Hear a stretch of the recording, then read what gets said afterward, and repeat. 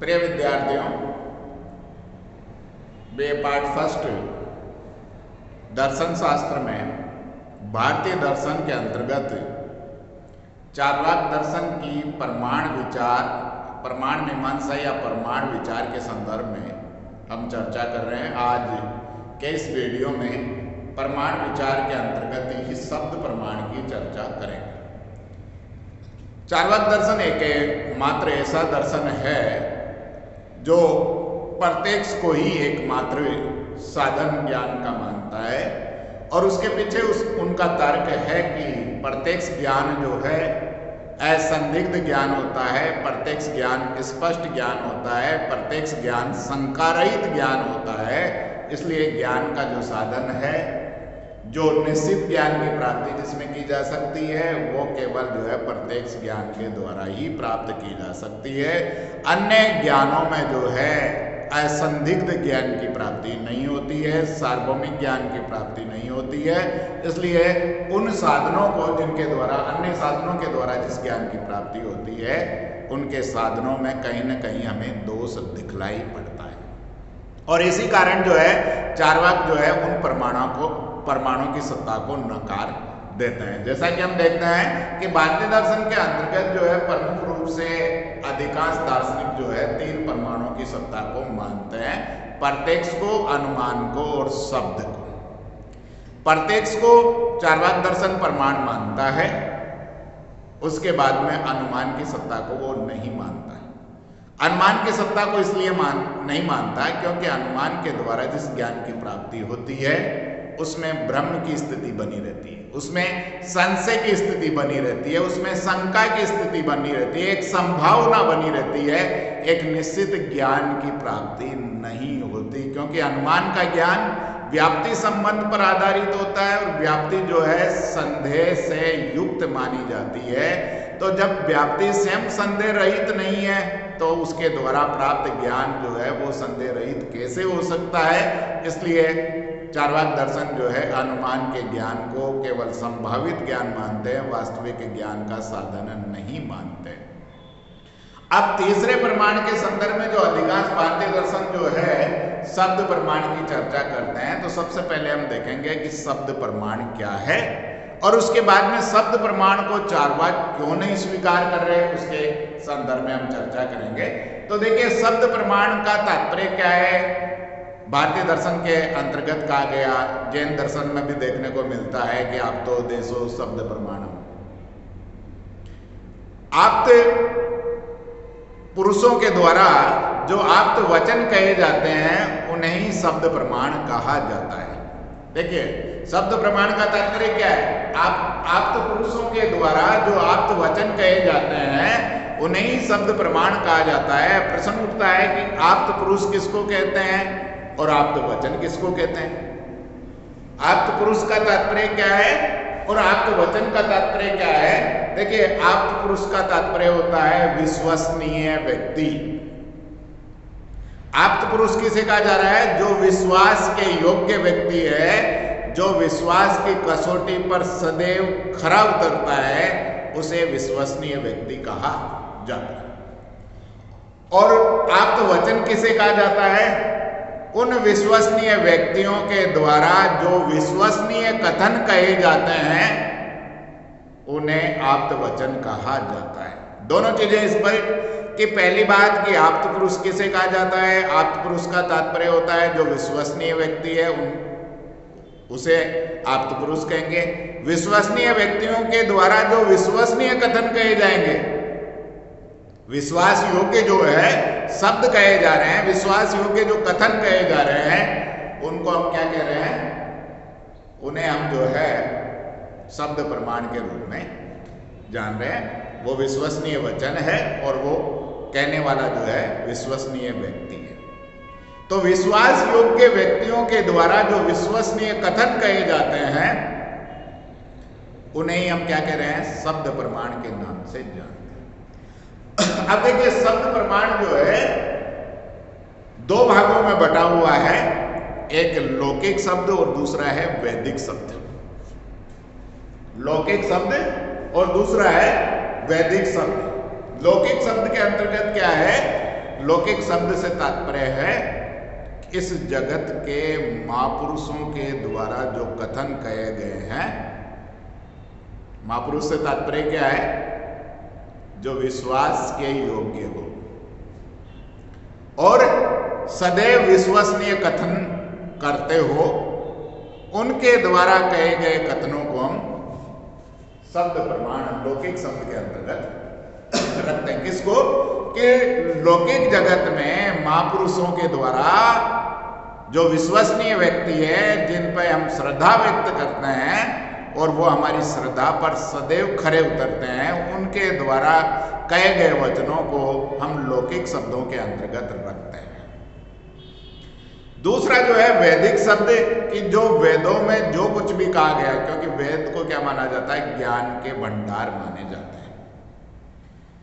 भारतीय दर्शन में, क्योंकि भारतीय दर्शन वैदिक दर्शन है और वैदिक दर्शन होने के नाते ज्ञान का जो मूल साधन माना जाता है, ज्ञान का मूल जो भंडार माना जाता है, वो वेदों को माना गया है कि वेद में जो कुछ भी कहा गया है वो सत्य कहा गया है।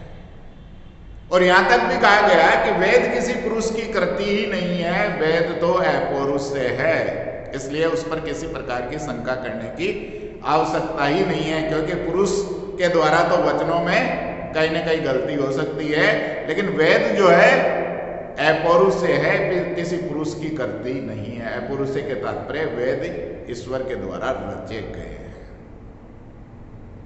वेद जो है ईश्वर के द्वारा कहे गए कथनों का एक संग्रह जिसे हम कह सकते हैं, वो वैदिक शब्द जो है कहला रहे हैं, जिसमें किसी भी प्रकार का अविश्वास करना संभव नहीं है।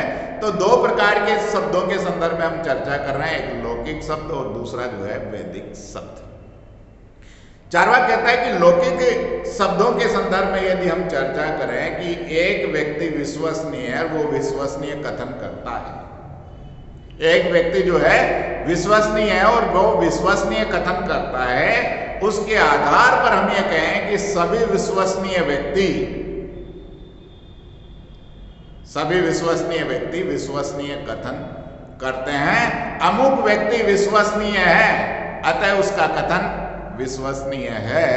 यदि हम ऐसा कर रहे हैं तो अनुमान का सहारा ले रहे हैं, क्योंकि समस्त विश्वसनीय व्यक्तियों को देखा जाना संभव नहीं है, उनको जानना संभव नहीं है कि ये विश्वास पर खरे उतरते हैं या नहीं है। तो हमने क्या किया कि सभी विश्वसनीय व्यक्ति जो है विश्वसनीय कथन करते हैं, अमुक व्यक्ति जो है विश्वसनीय है, अतः अमुक व्यक्ति विश्वसनीय कथन करता है। यदि हम इसके आधार पर उसे ज्ञान का साधन मान रहे हैं, तो ये हम अनुमान का सहारा ले रहे हैं, और हम भली बात ही जानते हैं कि अनुमान के द्वारा जो प्राप्त ज्ञान है वो यथार्थ ज्ञान नहीं वरन संभावित ज्ञान है। अनुमान को चार्वाक दर्शन स्वीकार नहीं करता, तो ऐसी स्थिति में लौकिक शब्दों को कैसे स्वीकार किया जा सकता है? लौकिक शब्दों के सामने समस्या आ गई कि लौकिक किस व्यक्ति पर हम विश्वास करेंगे कि अमुक व्यक्ति का कथन जो है विश्वसनीय, हम कैसे जाने, कैसे जो है निर्धारण करेंगे कि अमुक व्यक्ति का कथन जो है विश्वसनीय कथन होगा? इसके लिए तो हमें अनुमान का ही सहारा लेना पड़ता है, और अनुमान जो है यथार्थ ज्ञान का साधन नहीं है। चार्वाक का ऐसा मानना है कि उसमें जो है संदेह बना रहता है, शंका बनी रहती है, उसमें जो है संदिग्धता बनी है, असंदिग्धता का अभाव है, वो शंका रहित ज्ञान नहीं है, इसलिए अनुमान के ज्ञान को स्वीकार नहीं किया जा सकता है। वो संदेह से युक्त ज्ञान माना जाता है, इसलिए हम उसको स्वीकार नहीं कर सकते।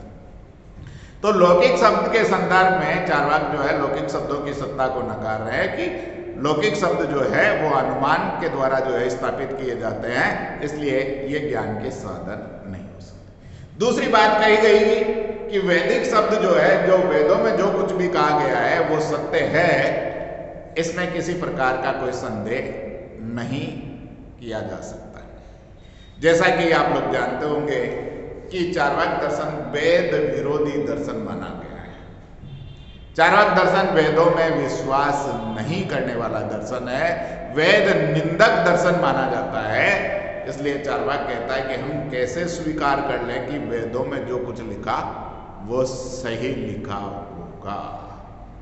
चार्वाक का मानना है कि वेद की रचना जो है धूर्त पुरोहितों के द्वारा अपनी जीवोपार्जन को सुदृढ़ करने के लिए की गई है। चार्वाक स्पष्ट शब्दों में कहते हैं, क्योंकि चार्वाक ब्राह्मण धर्म के या वैदिक धर्म के या वेदों के कट्टर विरोधी थे, इसलिए वो कह रहे हैं। चार्वाक का ये कहना है कि वेदों की रचना जो है पुरोहितों ने की, और पुरोहितों ने किसके लिए की? अपनी जीवोपार्जन को वो सुदृढ़ मजबूत करना चाहते थे। इसके लिए जो भोले भाले लोग थे, जो अनपढ़ लोग थे, जो अशिक्षित लोग थे, उनको मूर्ख बनाकर अपनी आजीविका के साधनों को वो सुदृढ़ करना चाहते थे। इसलिए वेद में कहा गया कि दान देना चाहिए,